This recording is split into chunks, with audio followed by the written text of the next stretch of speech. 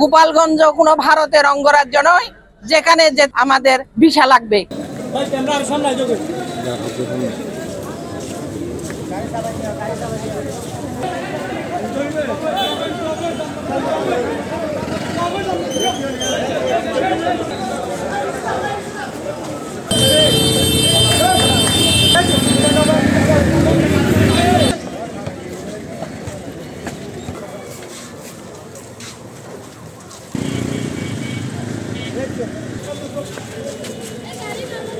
কক্সবাজার জেলা বিএনপি প্রথমে আমরা দোয়া মাহফিল, সবাই কালো বেশ ধারণ এবং আমরা আজকে যে শোক র্যালি করেছি এটা শুধুমাত্র আমাদের শহীদদের স্মরণে।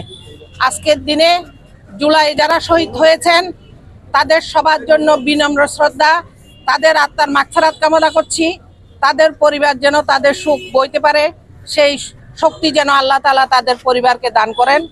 যারা জুলাই আগস্টে আহত হয়েছেন তাদের জন্য আমাদের দোয়া রইল, তারা যেন অচিরে সুস্থ হয় এবং বর্তমান সরকার যেন তাদের উপযুক্ত চিকিৎসার ব্যবস্থা করেন।